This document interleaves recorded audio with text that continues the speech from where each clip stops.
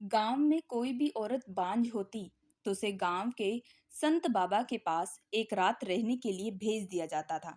उसके बाद वह औरत माँ भी बन जाती थी। मुझे नहीं मालूम था कि कभी मुझे भी इस राह पर चलना पड़ेगा। मुझे भी एक ना एक दिन उस बाबा की कुटिया में एक रात बितानी पड़ेगी। मैं दिखने में बेहद सुंदर थी। मेरी खूबसूरती देखकर हर आदमी मुझ पर फिदा हो जाता था। उसी प्रकार हमारे गांव के ही एक लड़के को मैं बेहद पसंद आ चुकी थी। वह अपने माता पिता को मेरे घर पर ले आया और घर वालों ने भी रिश्ता अच्छा समझकर मेरी जल्द शादी कर दी। लेकिन मुझे नहीं मालूम था कि इसके बाद मेरी जिंदगी पूरी बदल जाएगी। मैं शादी करके खुशी खुशी अपने ससुराल विदा हो चुकी थी। हालांकि मेरे पति ने सुहागरात की रात मुझ पर काफी अच्छे से प्यार भी लुटाया था। उन्होंने कभी भी अपने प्यार में कोई कमी नहीं होने दी। लेकिन एक वक्त ऐसा आया कि मेरा पति मुझे तलाक देने लगा, क्योंकि शादी के 2 साल बाद भी मैं मां नहीं बन पा रही थी। हर पति की तरह मेरे पति को भी एक बच्चे की ख्वाहिश थी, लेकिन मैं बच्चे की ख्वाहिश उन्हें बिल्कुल भी नहीं दे पाई। मेरी सास जो थी वह काफी खड़ूस थी। मेरे पति ने तो काफी जगह मेरा इलाज भी करवाया, लेकिन हर जगह हमें निराशा मिली। हार पछताकर मेरी सास गांव के एक संत बाबा के पास मुझे ले जा चुकी थी। हालांकि मैं वहां नहीं जाना चाहती थी। वहां मुझे एक रात के लिए बाबा की कुटिया में छोड़ दिया गया। लेकिन उस वक्त मेरे होश उड़ चुके थे जब बाबा रात को मेरी कुटिया में एक भभूति देने के लिए आए। कहने लगे कि इसे पानी के साथ मिलाकर अभी पी लो। लेकिन जैसे ही मैंने उसे पिया तो मेरे होश उड़ने लगे। उस वक्त मुझ में एक जुनून सा सवार होने लगा। मैं खुद ब खुद ही बेकाबू होने लगी और उस वक्त मुझे बाबा का असली रूप भी दिखने को मिला। उस बाबा ने कुटिया को अंदर से कुंडी लगा दी और धीरे धीरे मेरे करीब आए और उन्होंने मुझे कसकर पकड़ लिया। उस वक्त मैं काफी मचलने लगी। मैं अंदर ही अंदर बेकरार हो रही थी और तभी बाबा ने लगातार अपनी ताकत दिखाते हुए पूरे जोश के साथ मेरी चीखें निकाल दी, क्योंकि वह लगातार मेरे साथ। मैं यूपी के एक छोटे से गांव से हूँ। मेरा नाम रागनी है। मेरे घर में माता पिता और एक छोटी बहन है। मैं घर की सबसे बड़ी थी। हमारे गांव का माहौल जो था वह बेहद अलग था, इस वजह से क्योंकि हमारे गांव में जिस भी औरत की शादी होती वह माँ बिल्कुल नहीं बन पाती। यह बात हर कोई अच्छे से जानता था, क्योंकि कहा जाता था कि काफी पुराने वक्त में यहाँ पर कुछ चुड़ैलों का साया रहता था, जिसकी वजह से इस गांव की औरतें माँ बिल्कुल भी नहीं बन पाती थी। लेकिन घबराने वाली बात बिल्कुल भी नहीं है। लेकिन अब घबराने वाली बात बिल्कुल भी नहीं है, क्योंकि उसका भी रास्ता निकल चुका है। क्योंकि हमारे गांव में एक संत बाबा रहते हैं। अक्सर ये बात सुनने को मिली है कि जो भी औरत माँ नहीं बन पाती उस बाबा की कुटिया में एक रात रहने के लिए चली जाए तो उसके बाद वह माँ बन जाती है। उसकी झोली में खुशियाँ आ जाती है। बाबा कुटिया में कुछ मंत्र फूकते हैं और साथ ही साथ जो भी औरत मां नहीं बनती उसे एक भभूति खिलाते हैं, जिसे पीने के बाद उस औरत को बच्चे की खुशी प्राप्त हो जाती है। हमारे गांव में उस बाबा का काफी नाम था। हमारे जो गांव के सरपंच थे वह भी उस बाबा को काफी मानते थे। इसी वजह से लोग अक्सर उनके पास जाया करते थे। जैसे जैसे मैं बड़ी होती गई, जब मुझे इन सब बातों के बारे में पता चला तो मुझे काफी डर भी लगता था। मैं अक्सर सोचती थी कि मैं कभी भी इस गांव में शादी बिल्कुल भी नहीं करवाऊंगी। मैं गांव के बाहर ही शादी करवाना चाहती थी। लेकिन कहते हैं ना, किस्मत में जो होता है वह होकर ही रहता है। किस्मत का लिखा कोई टाल भी नहीं सकता। इसी तरीके से वक्त बड़ी तेजी से बीत रहा था और अब मेरी उम्र भी होने वाली थी।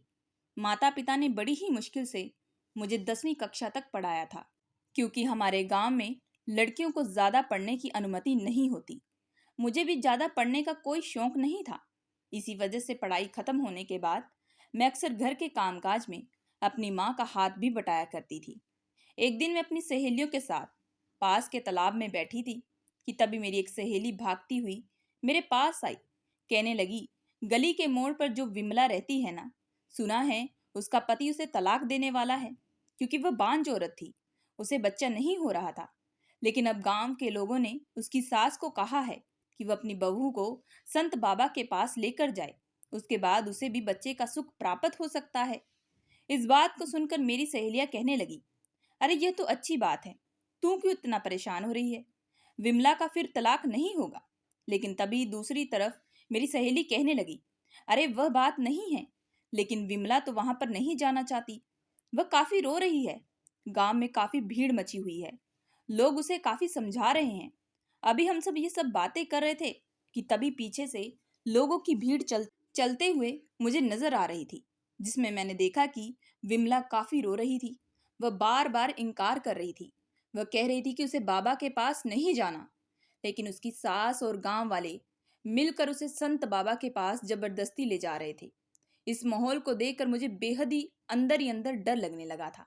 मैं उसके बाद सीधा अपने घर चली गई थी। घर जाकर मैंने माँ को भी ये सारी बातें बताई। माँ कहने लगी, यह बात तो अच्छी है। अगर उसे बच्चे का सुख मिल जाएगा तो घर तो बसा ही रहेगा, नहीं तो उसका घर टूट सकता है। क्योंकि शादी के बाद अगर एक औरत बच्चा ना दे पाए तो उसे समाज बिल्कुल भी जीने नहीं दे। यह कहते ही मेरी माँ कहने लगी, अरे मेरी बच्ची, तू इन सब की चिंता बिल्कुल भी मत कर। तुझे इन सब के बारे में सोचने की बिल्कुल कोई जरूरत नहीं है। तू इन सब से दूर रह। चल अब आ, मेरे साथ घर के कामकाज में हाथ बटा। देख कितना काम बचा हुआ है। ये सुनते ही मैं माँ के साथ किचन में हाथ बटाने लगी थी। लेकिन उस वक्त भी मेरे दिमाग में यही सारी बातें चल रही थी। लेकिन इन बातों ने मुझे अंदर ही अंदर बहुत ज्यादा डरा कर रख दिया था। अब इसी तरीके से वक्त तेजी से बीत रहा था। मैं गांव के माहौल को अच्छे से देखकर समझ चुकी थी। एक दिन मैं अपनी सहेलियों के साथ दूसरे गांव में मेला देखने के लिए गई, और वापसी के दौरान हमारे गांव का ही एक लड़का मेरा पीछा करने लगा। उसे मैं बेहद पसंद आ चुकी थी। अक्सर वह रोज मेरे घर के इर्द गिर्द चक्कर भी लगाया करता था। एक दिन तो मुझे मालूम भी नहीं हुआ कि वह अपने माता पिता को उठाकर मेरे घर पर ले आया और फिर बेधड़क शादी की बात करने लगा। यह सब देखकर मैं बेहद हैरान रह चुकी। मुझे तो इन सब के बारे में कुछ जानकारी भी नहीं थी। तभी माँ मुझे गहरी आंखों से देखने लगी। मैंने माँ को पहले ही कह दिया कि माँ, इन सब के बारे में मुझे कोई भी जानकारी नहीं। मैं इस लड़के को नहीं जानती और ना ही कभी बात हुई है मेरी।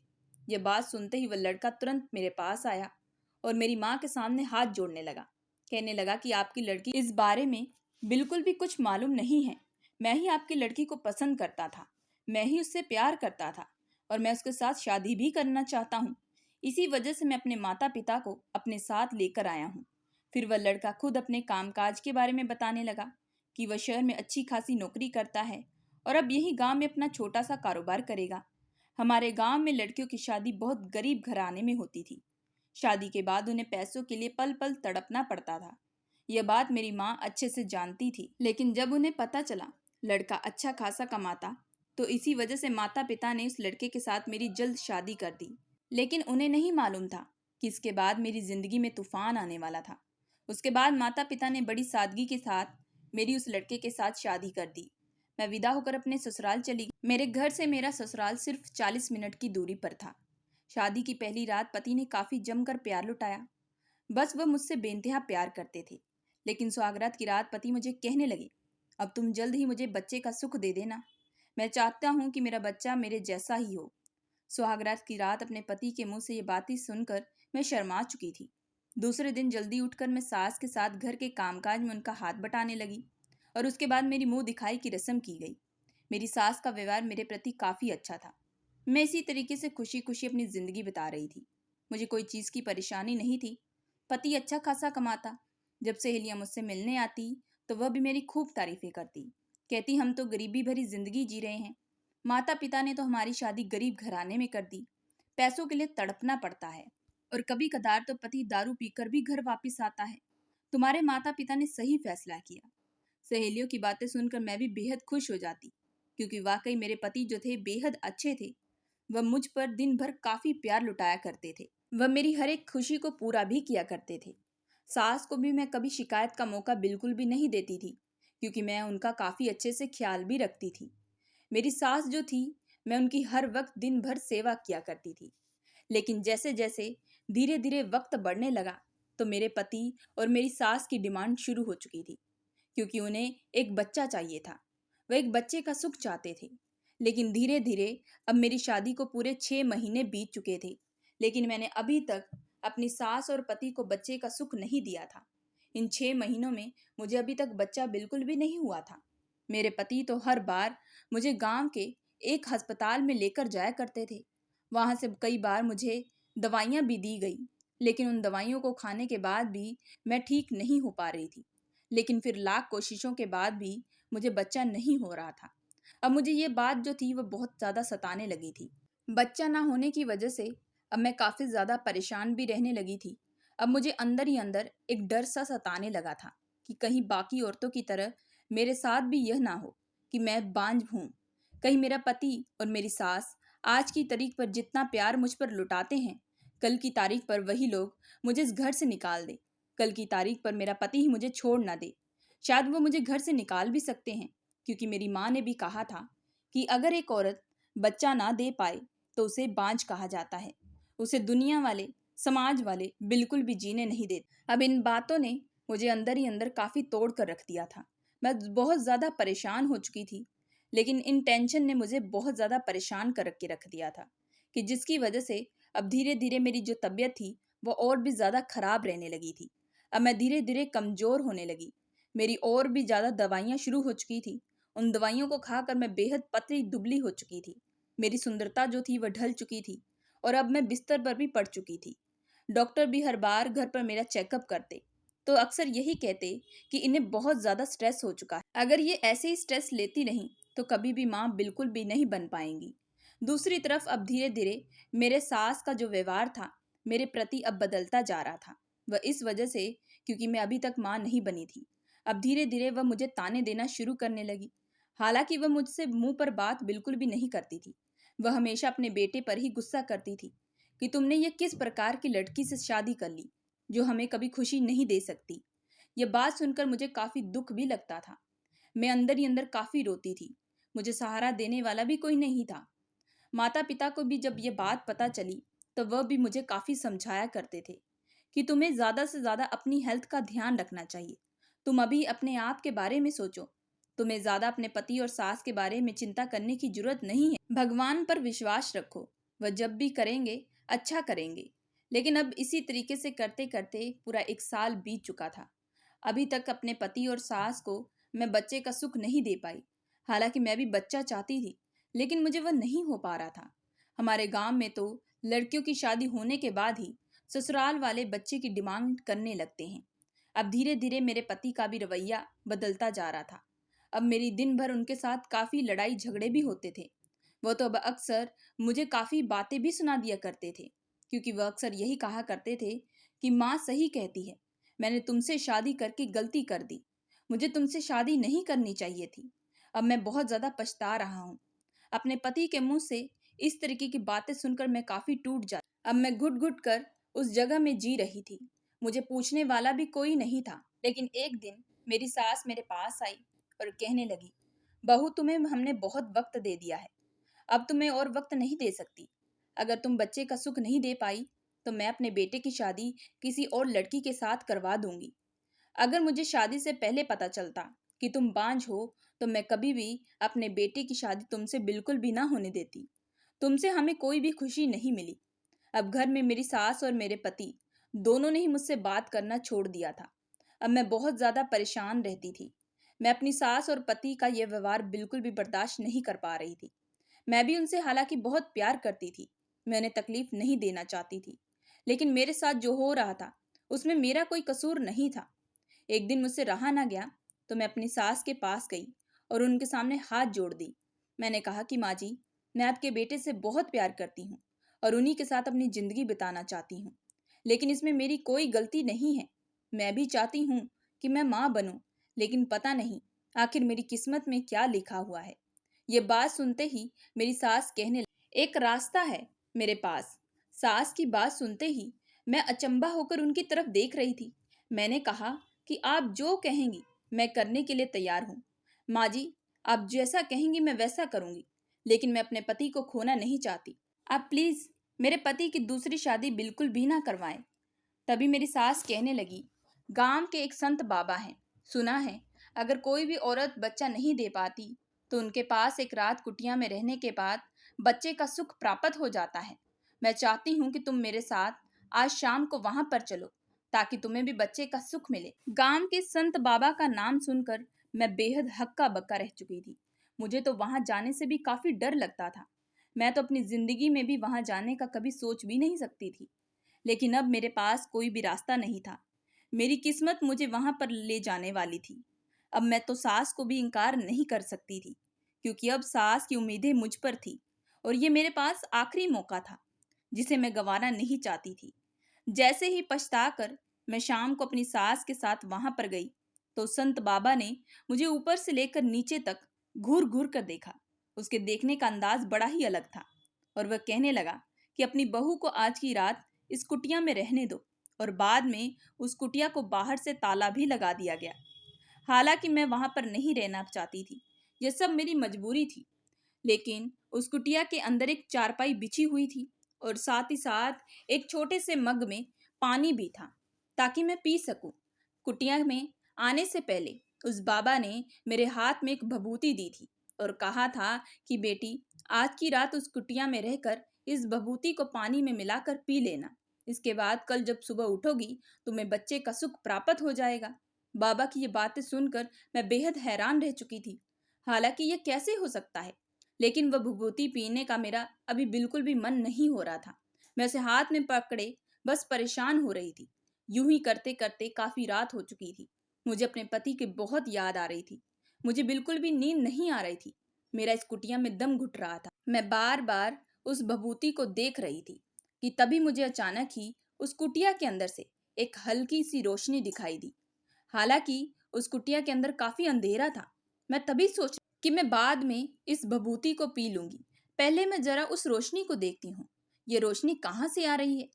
मैं जैसे ही उठी देखने के लिए तो धीरे धीरे आगे बढ़ रही थी। मैंने देखा कि वह एक टूटी हुई अलमारी के बगल से आ रही थी। जैसे ही मैं वहां पर खड़ी और धीरे से उसके अंदर झांक कर देखने की कोशिश की, तो जो मैंने मंजर देखा उसे देखकर बेहद हैरान रह चुकी थी। क्योंकि पीछे से एक दरवाजा बना हुआ था जिसके अंदर से बहुत सारे लोग मौजूद थे। वह लोग मुझे वहां से देख रहे थे, जो आपस में बात कर रहे थे कि वह औरत जब सो जाएगी तभी बाबा जी को बुलाना है। अभी बाबा जी आराम कर रहे हैं। बाबा जी फिर उस औरत के साथ अपनी रात रंगीन करेंगे और उसके बाद इस औरत को बच्चे का सुख भी प्राप्त हो। और हमारे बाबा जी जो हैं वह काफी दिमाग वाले भी हैं। वह इसी तरीके से लोगों को इस्तेमाल करते हैं। वह काफी दिमाग वाले हैं, बल्कि एक तीर से दो निशाना भी मारते हैं। यह सुनते ही मैं बेहद हैरान रह चुकी थी। लेकिन तभी वह दूसरा आदमी कहने लगा, यह औरतें जब बांझ होती नहीं तो इन्हें बच्चा क्यों नहीं होता। यह सुनते ही वह दूसरा आदमी खिलखिलाते हुए कहने लगा, तुम तो अभी नए नए इस आश्रम में आए हो, धीरे धीरे तुम्हें सब कुछ अच्छे से मालूम हो जाएगा। जो हमारे बाबा जी हैं उनकी काफी पहचान है। उन्होंने गांव के जितने भी अस्पताल हैं उनके साथ पहले से बात करके रखी है, बल्कि उन्हें तो मुंह मांगी कीमत भी देते हैं। जो डॉक्टर हैं पैसे से बिक जाते हैं। जो भी पति पत्नी उनके पास जाते हैं उन्हें यही कहते हैं कि ये दवाई खा लो। जो दवाई वह देते हैं उससे तो बच्चा नहीं होता। इसी वजह से ये औरतें मां नहीं बन पाती। और जब ये लोग बाबा के पास आती हैं तो बाबा इन औरतों के साथ रात भर अपनी रातें रंगीन करते हैं और उसके साथ साथ बच्चे का सुख प्राप्त करने के बाद वह परिवार वालों से काफी सारे पैसे भी ऐंठते हैं। हुआ ना एक तीर से दो निशाना। यह बात सुनते ही वह दोनों आदमी खूब खिलखिलाने लगे थे। लेकिन इन सारी बातों ने मुझे पूरा हिला कर रख दिया था। मुझे बिल्कुल भी उम्मीद नहीं थी वह बाबा इस तरीके का घटिया काम कर सकता है। मुझे समझ में नहीं आ रहा था कि अब मैं कैसे यहाँ से भागूं। भागने का भी कोई रास्ता नहीं था, ना ही मेरे पास फोन था। वह लोग मुझ पर निगरानी रखे हुए थे। तभी मैं अपने भगवान को याद करने लगी। लेकिन इस वक्त भगवान का ऐसा करिश्मा हुआ कि वह दोनों आदमियों को भूख लगने लगी। कहने लगे कि हम कुछ देर जाकर खाना खाते हैं, उसके बाद इस औरत पर नजर रखेंगे। जब ये सो जाएगी तब बाबा जी को बुलाएंगे। वो लोग जैसे ही खाना खाने के लिए निकले, मैंने धीरे से पूरी अलमारी को साइड किया और वहां से जो एक दरवाजा बना था उसी रास्ते से बाहर जाने लगी। लेकिन वहां से जाना बहुत ही ज्यादा मुश्किल था। यह आसान बात बिल्कुल भी नहीं थी, क्योंकि कदम कदम पर आश्रम के लोग वहां पर मौजूद थे। मुझे कैसे भी तैसे करके उन लोगों से बचकर निकलना था। अगर एक बार उन्होंने मुझे पकड़ लिया तो वो मेरे साथ कुछ भी बुरा कर सकते थे। शायद मेरी जान को खतरा भी हो सकता था। लेकिन मैं कैसे भी करके इन लोगों की सच्चाई पूरे गांव वालों को बताना चाहती थी, क्योंकि गांव के लोग बहुत ही ज्यादा सुलझे हुए थे। वह मेरी बात पर विश्वास नहीं करते। उन्हें इस बाबा पर पूरा विश्वास था। यह सोचकर मैं एक जगह पर चुप कर बैठी थी कि तभी एक आदमी वहां पर अपना फोन रखकर जा चुका था। उसने अपना फोन वहां चार्जिंग पर लगाया था। मुझे तभी मौका मिला। मैंने उन सारे लोगों की वीडियो बना ली जो लोग वहां पर मौजूद थे, और जो जो बातें कर रहे थे उन सब की रिकॉर्डिंग कर ली। और जैसे ही मौका मिला मैं तुरंत वहां से भाग चुकी थी, और भागते भागते मैं सीधा अपने माता पिता के पास चली गई। वहां जाकर मैंने उस बाबा की सारी हकीकत और वीडियो गांव के लोगों को बताई। पहले तो लोग मेरी बात पर बिल्कुल भी विश्वास नहीं कर रहे थे। जब लोगों ने वीडियो देखी तो वो लोग बेहद हैरान रह चुके थे।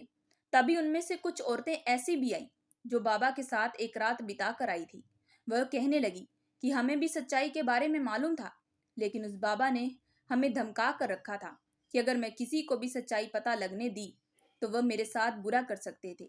उसके बाद हमारी जान को भी खतरा होता। उस बाबा की पहुंच बहुत ही ज्यादा थी। इसी वजह से डर के मारे उन औरतों ने किसी के सामने ये बातें बिल्कुल भी नहीं रखी। लेकिन अब सबूत हमारे हाथ में था। गांव के सारे लोग भड़क पड़े थे। सबके सब लोग गांव के मुखिया के पास गए और उन्हें सारी हकीकत बताई। गांव का मुखिया भी ये सब देखकर बेहद गुस्से में आ चुका था। कहने लगा कि काफी वक्त से वह बाबा हम लोगों को बेवकूफ बना रहा था। उसने गांव के लोगों के साथ साथ मुझे भी धोखा दिया है। और तभी गांव के मुखिया ने पुलिस बुलाकर उस जगह पर हमला बोल दिया, और तभी मौके पर बहुत से लोग पकड़े गए, लेकिन वहां से कुछ लोग भाग चुके थे। हालांकि बाबा भी वहां से भागने वाला था, लेकिन उसे मौके पर पकड़ लिया गया। अब गांव के मुखिया और सब लोगों ने मिलकर मेरा धन्यवाद किया। अगर आज सच्चाई हमें मालूम ना होती तो यह काम काफी सालों तक चलता रहता, किसी को कोई खबर नहीं रहती, और ऐसे ही बहुत औरतों के साथ गलत होता रहता। उसके बाद जब मेरी सास और पति को यह बात पता चली तो उन्हें भी अपनी गलती का एहसास हो चुका था। वह भी सबके सामने मुझसे माफी मांगने लगे थे। मेरे पति ने अब मुझे एक अच्छे से डॉक्टर को चेकअप करवाया, और उसके बाद मैं जल्द ही माँ भी बन चुकी थी। अब मेरे पति और मेरी सास दोनों ही खुश थे। मेरी सास तो अब दिन भर मेरी सेवा किया करती थी। अब पूरे 9 महीने के बाद मैंने एक बहुत ही प्यारे से बेटे को जन्म दिया था। बेटे की खुशी में पूरे गांव वालों को दावत दी गई थी। भगवान जो करता है अच्छे के लिए करता है। दोस्तों, मैं आशा करती हूँ कि आप लोगों को ये कहानी पसंद आई होगी। अगर आप लोगों को ये कहानी पसंद आई है तो प्लीज हमारे चैनल को लाइक और सब्सक्राइब जरूर करिएगा, एंड बेल आइकन का बटन जरूर दबाइएगा।